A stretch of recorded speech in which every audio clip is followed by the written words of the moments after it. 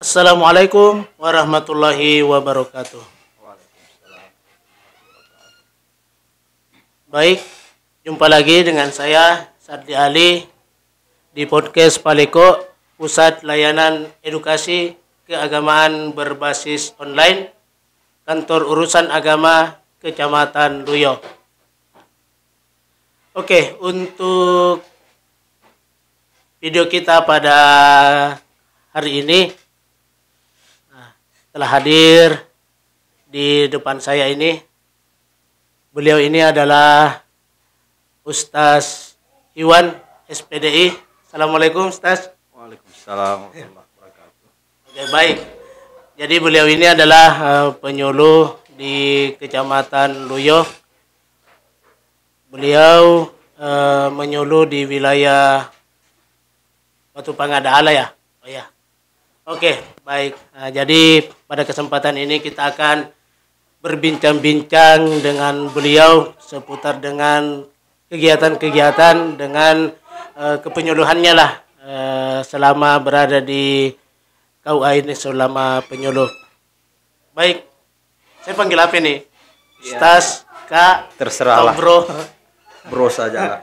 Oke, baik ya. Jadi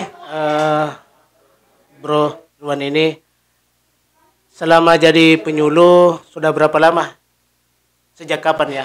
Ya, kalau jadi penyuluhnya ini ya semenjak kita di SK-kan oleh Kepala Kantor Kementerian Agama Ya. Kanwil Sulawesi Barat, yaitu tanggal 31 Desember 2019 dan mulai berlakunya itu tanggal 1 Januari 2020. Kalau dihitung-hitung berarti kita sudah 2 tahun 2 bulan bekerja sebagai penyuluh agama khususnya di Kecamatan Luyo ini.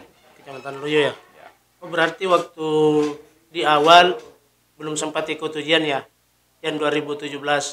Kalau di awal itu waktu ujian 2017 ke 19 itu saya belum sempat ikut karena pada saat itu ya memang tidak ada kesempatan, dalam arti bahwa saya tidak dapat informasi kalau Dapat ternyata informasi ya. saat itu ada rekrutmen penyuluh agama Islam ya.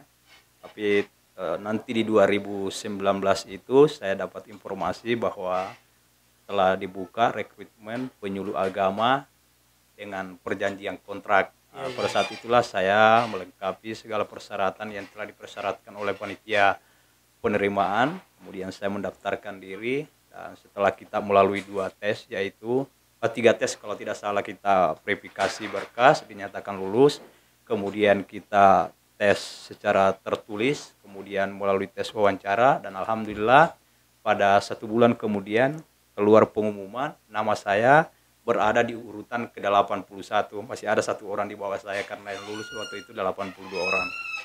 Ya, ya. Baik, luar biasa sekali ya. Ya. Sebenarnya yang menjadi motivasi sehingga mau masuk sebagai penyuluh ini sebenarnya apa sih? Ya, sekira itu hal yang menarik ya, pertanyaan yang cukup menarik. Kenapa saya kemudian tiba-tiba ingin menjadi seorang penyuluh agama?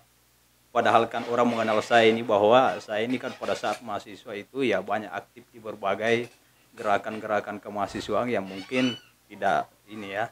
Tetapi kan perlu dipahami oleh semua orang bahwa dulu waktu saya masih berstatus sebagai anak sekolah itu saya seorang santri. Ya, intinya saya mendaftar sebagai penyuluh agama itu tentu itu adalah harapan saya bahwa saya ini kembali ke hitah ya. Hijrah. Bukan hijrah. Saya ini kembali ke asal saya bahwa saya ini adalah seorang santri. Oh iya iya iya. Ya, saya ini adalah seorang santri yang memang saya harus kembali untuk mengabdi kepada umat dalam hal pembinaan keagamaan, persoalan-persoalan keagamaan. Dengan melihat realitas hari ini bahwa banyak generasi-generasi muslim, banyak generasi-generasi Islam yang sama sekali belum paham tentang dasar-dasar Islam itu. Ya, salah satu contohnya mungkin yang paling dasar adalah baca Al-Quran. Masih banyak sampai hari ini kita lihat generasi-generasi kita yang belum bisa baca Al-Quran. Dan itulah kemudian yang membuat saya merasa terpanggil untuk kembali kepada jalur pembinaan keagamaan itu. Karena memang pada saat saya mahasiswa itu saya aktif di beberapa organisasi ya. Ya, organisasi keagamaan lah ya. Karena dulu waktu saya kuliah saya bergabung di Pergerakan Mahasiswa Islam Indonesia ya, PMII ya. PMII. Iya. Ya. Kemudian sekarang juga saya aktif di beberapa organisasi, yaitu organisasi kepemudaan juga, yaitu Badan Koordinasi Pemuda Remaja Masjid Indonesia. Luar biasa. Berarti memang dulunya, artinya dari kecil memang sudah nyantri ya, Saya santri. pengaji deh, satu Ya. bandar. Jadi pas masuk kuliah, situ sempat fokus di organisasi aktivis, sehingga pengajinya agak kurang. Ya, di situ Nah, ya. setelah itu ingin kembali lagi menghidupkan, sehingga Ya. itu salah satu motivasi ya untuk masuk sebagai penyuluh ya.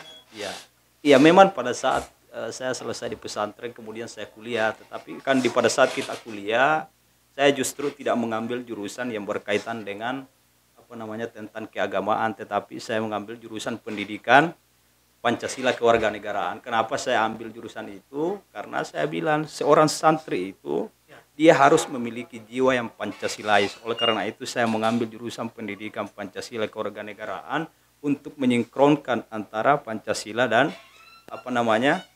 nilai-nilai keagamaan itu. Karena kan kita tahu bahwa sinergitas antara nilai agama dan budaya itu tidak bisa kita pisahkan begitu saja. Itu berjalan berbarengan ya. Ya. Untuk penyuluhannya sendiri kan wilayah Batu Panga ya. Iya. Batu Panga itu melihat daerah yang ada di Batu Panga itu dalam memberikan kepenyuluhan bagaimana? Apakah agak berat? Kan beda ya situasi yang ada di daerah, boleh dikata kota ya, kota lah dibandingkan dengan Batu Panga. Itu caranya itu dalam menyuluh itu bagaimana? Bagaimana rintangannya tersendiri untuk wilayah Batu Panga ini sendiri? Jadi memang pada awal kita mulai penyuluhan di wilayah itu, terutama pada saat saya diberikan tanggung jawab untuk menjadi penanggung jawab di desa Batu Pangadala itu, ya awalnya yang pertama itu pada saat jalanan itu belum bagus, tapi alhamdulillah sekarang jalanannya sudah bagus, ya sudah tidak ada kendala. Nah, itu yang pertama. Yang kedua mungkin adalah persoalan komunikasi sinyal, di sana kan tidak ada sinyal, sehingga itu yang membuat kita sedikit terkendala kalau kita mau berkomunikasi dengan jamaah kita yang ada di sana ya, khususnya ibu-ibu majelis taklim dan guru-guru di TPA begitu. Tetapi pada intinya begini, dalam melaksanakan penyuluhan keagamaan itu saya kira tidak ada yang berat, artinya tidak ada yang sulit. Yang penting intinya adalah bagaimana kemudian kita bisa berkomunikasi dengan baik dengan seluruh warga masyarakat yang ada pada tempat itu. Intinya adalah komunikasi, dan bagaimana kemudian kita datang ke sana bukan membawa sesuatu yang baru, tetapi bagaimana kemudian apa yang kita bawa ke sana harus sesuai, harus selaras dengan konteks yang ada pada tempat itu. Kita harus menyesuaikan apa yang sudah ada di tempat itu. Jangan kemudian kita merubah apa yang sudah menjadi kebiasaan di situ, tetapi bagaimana kemudian antara program yang kita bawa ke sana dengan hal yang memang sudah ada di situ itu kita selaraskan sehingga itu dapat diterima dengan baik oleh masyarakat di sana. Saudara Iwan sendiri tinggalnya di Batu Panga ya? Kalau saya dulunya sih sebenarnya di Kecamatan Tutar ya, justru jauh lebih jauh lagi Kecamatan Tutar. Tapi alhamdulillah hari ini saya tinggal di Kecamatan Limboro. Tapi itu justru jauh jauh lagi. Jadi untuk memberikan kepenyuluhan dari Limboro ke Batu Panga. Dari Limboro ke Batu Panga. Kita dari Limboro dulu, kemudian ke kantor, baru kemudian terus ke wilayah penyuluhan. Besok insya Allah kita akan ke sana lagi sama-sama dengan seluruh perangkat di KUA ini untuk memberikan yang namanya KUA Mobile Service kalau tidak salah. Luar biasa ya, jauh-jauh dari Limboro ya. Ya. Untuk memberikan penyuluh wilayahnya ya. Ya. Namanya juga sudah tanggung jawab. Ya, itu adalah tanggung jawab kita ya. Artinya saya akan menjadi penyuluh agama ini bukan karena menginginkan atau apa ya, semata-mata ini adalah pengabdian kita ya kepada masyarakat. Ya ini kan bahagian daripada mewujudkan Tridharma perguruan tinggi ya, pendidikan, penelitian dan pengabdian terhadap masyarakat ya. Ya. Keren ya. Oke. Untuk di penyuluh sendiri ini ya, ini kan kita dengar-dengar bahwa sementara ini lagi pemberkasan. Iya, iya. Oke. Bagaimana sih sebenarnya tanggapannya ya untuk pemberkasan P3K ini sendiri? Sebenarnya apa kira-kira yang bisa untuk masukan sendiri? Kan banyak sekali isu-isu yang mengatakan bahwa untuk bisa lolos P3K harus seperti begini, sarjananya begini, atau juga minimal skanya begini. Dan seandainya kalau misalnya tidak lolos P3K, apakah ada perasaan kecewa nggak sih? Jadi sebenarnya Bu, persoalan lolos atau tidaknya kita P3K itu kan saya kira sudah ada regulasi yang mengatur tentang itu semua ya.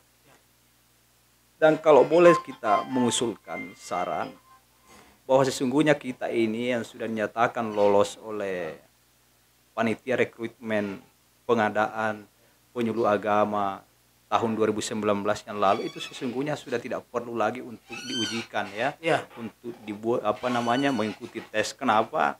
Pada saat itu kita sudah mengikuti tes tiga tahap, yaitu seleksi awal mulai dari seleksi administrasi, kemudian kita seleksi secara tertulis, kemudian pada saat itu kita seleksi secara wawancara, dan alhamdulillah kita dinyatakan lulus.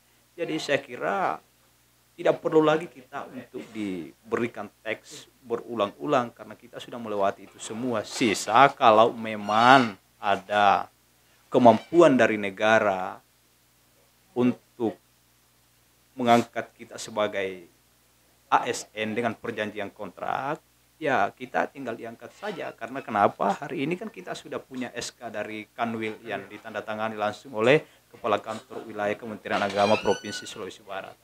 apalagi kan kita ini sudah dikenal masyarakat ya, Ya, sudah dikenal masyarakat, sudah punya binaan, tiba-tiba tidak lulus, kan kesannya itu Ya. kayak gimana ya? iya, apalagi kan kalau kita bicara soal pengabdian, saya kira kan Ya. kita sudah 2 tahun lebih kita sudah mengabdi ya. Nah, bahkan banyak teman-teman itu yang sudah mengabdi mulai dari tahun 2010 sampai saat ini masih mengabdi. Ya, saya kira mereka yang sudah mengabdi itu tidak perlu lagi untuk diberikan teks, cukup diberikan kesempatan untuk diangkat langsung ya, karena mereka kan sudah melalui tes beberapa kali. Jadi itu sarannya ya. Ya, saya pikir itu Saran- harapan kita ya. harapannya Nah, itu harapan kita. langsung saja. Nah, langsung. Usah ada takutnya lagi diujiankan orang luar lagi masuk ikut ujian, akhirnya karena penghitungan nilai kita mungkin rendah tinggi dibandingkan yang lainnya kita tidak lulus, padahal berbicara masalah pengabdian kita luar biasa ya. Iya. Sampai jalanan rusak kita lalui, gunung sudah didaki, lautan diseberangi untuk memberikan penyuluh ya, luar biasa sekali ya. Oke, mantap. Oke, ini baik. Jadi untuk harapannya ke depan sebagai penyuluh ini, apa yang bisa kita dengarkan atau bisa disampaikan oleh ini semua masyarakat termasuk yang ada di wilayah Kementerian Agama? Apa harapan Anda sebagai penyuluh ini? Ya, harapan saya sebagai seorang penyuluh, saya harapannya tidak terlalu banyak. Saya hanya berharap kepada seluruh orang tua, siswa, khususnya yang ada di wilayah Kecamatan Luyu maupun khususnya di wilayah kepenyuluhan saya di Desa Batu Pangalala. Saya hanya ingin menyampaikan, saya hanya mau mengingatkan bahwa berdasarkan data yang ada hari ini dan data atau hasil survei yang ada pada hari ini, itu 80% anak-anak kita itu belum bisa baca Al-Quran. Oleh karena itu saya sangat berharap kepada seluruh orang tua agar mendorong anak-anak kita untuk lebih rajin lagi datang ke TPA terdekat untuk belajar membaca dan menulis Al-Quran. Karena itu tadi berdasarkan hasil survei bahwa ternyata masih sangat banyak anak-anak kita yang belum bisa membaca Al-Quran. Itu Dan di wilayah Kecamatan Luyo atau Iya, wilayah Batu Pangalala iya. saja? Ini kita hanya bercerita seputar wilayah Lujo saya. Belum lagi kalau kita bicara soal wilayah Polewali Mandar, itu pasti jauh lebih banyak lagi. Seperti itu. Oleh karena itu penting kita menyadari bahwa hal ini menjadi tanggung jawab kita bersama. Oleh karena itu kita harus bahu-membahu untuk menuntaskan persoalan ini, karena ini adalah persoalan umat yang harus kita selesaikan secara bersama-sama.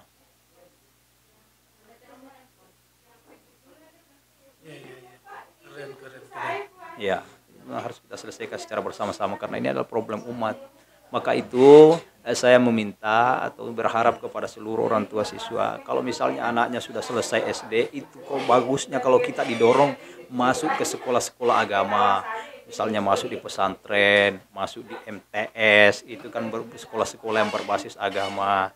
Insya Allah kalau mereka selesai dari sana, mereka sudah punya modal, mereka sudah bisa, paling tidak mereka sudah bisa membaca Al-Quran dan sudah punya pengetahuan tentang agama, sehingga kalau mau berbuat sesuatu itu sedikit ada rem untuk itu ya. Jadi intinya kesadaran orang tua ya. Ya, kesadaran orang tua itu penting. Mendorong ya anak-anaknya ya belajar agama. Baik, kalau harapan sebagai penyuluh untuk ini ya wilayah Kementerian Agama, apa yang menjadi harapan? Ya tentunya menjadi lolos ya P3K ya. Iya, harapan kita sesungguhnya adalah bagaimana kemudian nasib para penyuluh ini diperhatikan di lapangan. Iya, jangan cuma kita yang memperhatikan penyuluhan kita, ya, tapi ya bagaimana kemudianlah kita juga diperhatikan kita di juga lapangan. Diperhatikan ya. Intinya itu, kesejahteraan penyuluh perlu diperhatikan ya. Iya, kesejahteraan ya. Oke, pemirsa semua, luar biasa ya bincang kita pada hari ini. Beliau ini adalah penyuluh dan juga merupakan aktivis, sangat aktif dalam organisasi. Makanya beliau itu kalau berbicara ya apa ya namanya, ya luas lah, tidak, namanya juga mahasiswa, senantiasa memperhatikan peri kemanusiaan dan peri keadilan. Gitu, berarti begitu. Oke, terima kasih waktunya pada hari ini. Insya Allah kita akan bincang-bincang kembali ya. Kalau ada waktu kita akan